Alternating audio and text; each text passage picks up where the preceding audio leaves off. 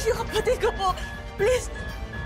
No, nandito ang ate. Ano nangyayari? Pablo! Pablo ka po! Refill!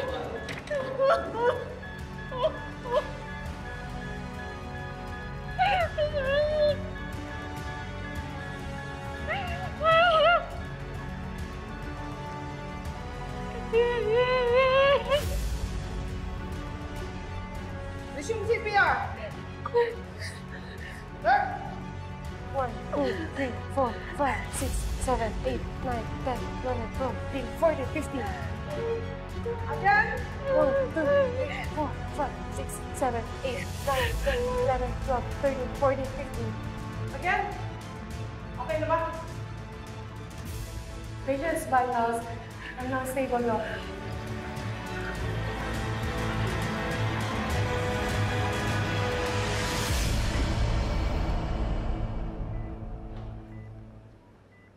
Your brother is now stable. Oh my.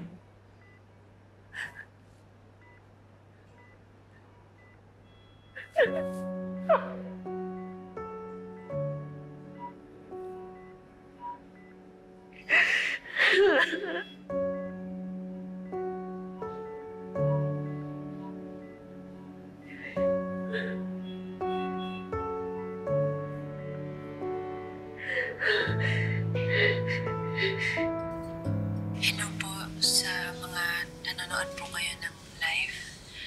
Ako po si Ina. At yung kapatid ko po, meron siyang congenital heart defect. At nandito po siya ngayon sa ICU sa Ladera Medical Center. Kailangan po kasi niyang maoperahan agad eh. Kaya nangingi po kami sa inyo ng tulong.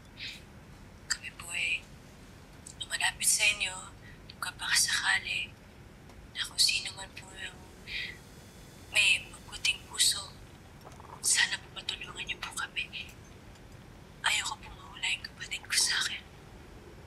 Mahal na mahal ko po siya. Why are you wasting your time to sa taong na? Babe. Kala ko ba wala ka ng pakialam sa kanya? Dad, nakakahawa ako kay Ina. Sa hospital yung kapatid niya. She really needs help. Naniwala ka naman agad.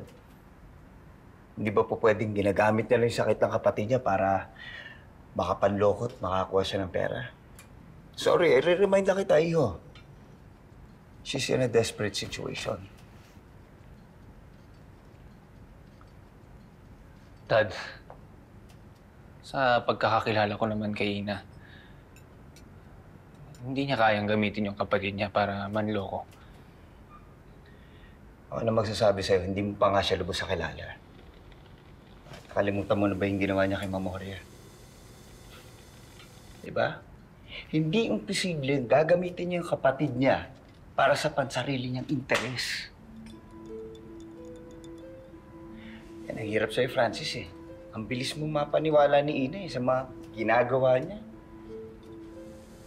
Alam mo, pasalamat ka't kinakausap kita dahil kung hindi, baka natulad ka na kay Mamoria. Napapaikot, naloloko. Iho, don't you ever fall sa sapot ni Ina. Dahil kapag hinayaan mo sarili mo, hindi ka na makakawala.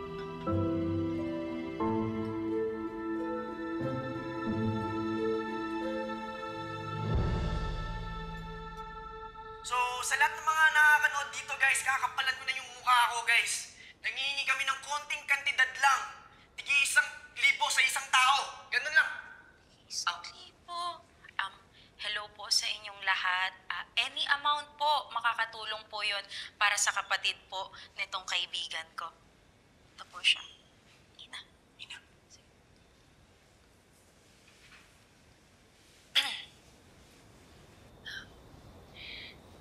Hello po sa lahat po ng nanonood ngayon ng live.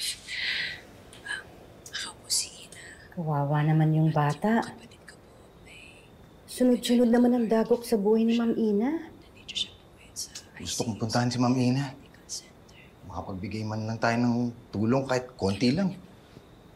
Mag-aabot din ako, Kuya Edwin. Sige.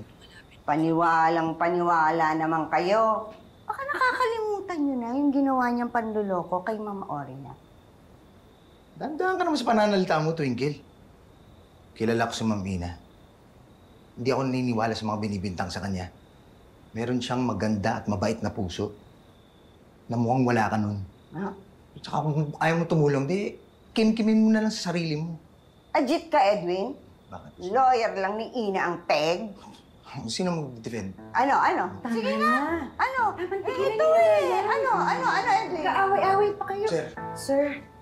What's happening here? Wala po. Meron lang po. Pinapanood nila yung video ni Ina. Dito siya po ngayon sa ICU sa Ladera Medical Center. Kailangan niya pong maoperahan agad. Nasa ospital po kasi si Nono, sir. Kailangan po nila ng malaking halaga para doon po sa operasyon. Yung nag-iisip po kami kung paano kami makakatulong eh. Oo nga po. The patient had a heart attack. Mabuti na lang naagapan at na-revive ang pasyente. What happened earlier was a miracle. Binigyan pa ng chance na mabuhay ang kapatid mo. Pero the second time na ma-atake siya, I don't know if he will recover. Kailangan niyang maoperahan. I have to go.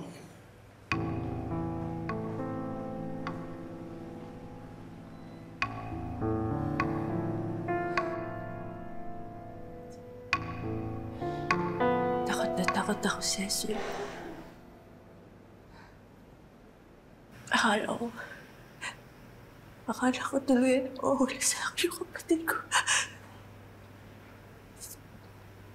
Ngayon ko lang na-realize na napakahalaga ng bawat oras. Yung mga segundo na dapat wala akong inaaksaya.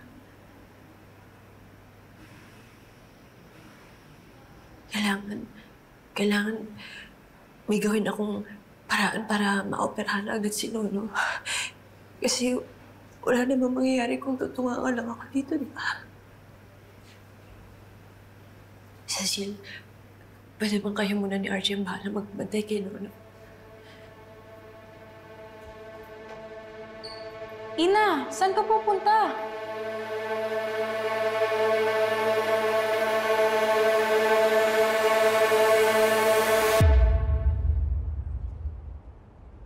Ma'am Joanna, the finance department are waiting for your approval. Will the procurement department are also waiting for your... Wait. Hindi ba napag-usapan na namin to before? Tsaka di ba napirmahan ko na rin tong list na to? You know what, when you give me space, okay? Mamaya na. Okay? Okay, ma'am. Joanna, you look stressed. And it seems you're not in a good mood. Why? May problema pa? I just can't focus right now, Tito Charlie. Why? Kasi, you know, especially with Lola's situation, tapos ang dami pang trabaho, tapos bukas ilipat pa kami sa Livery-Seville, sa bahay namin doon.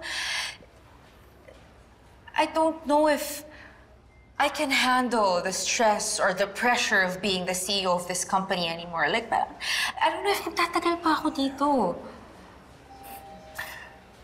So you're trying to say na susuko ka na, ganun ba? Yeah, you tell me. Baka we can figure something out, no?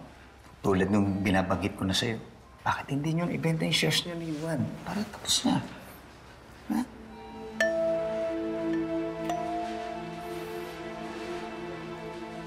And Tito Charlie, ayoko munang isipin yan. But don't worry. I'll try harder. I will make this work. Of course, yeah. Of course. Yeah.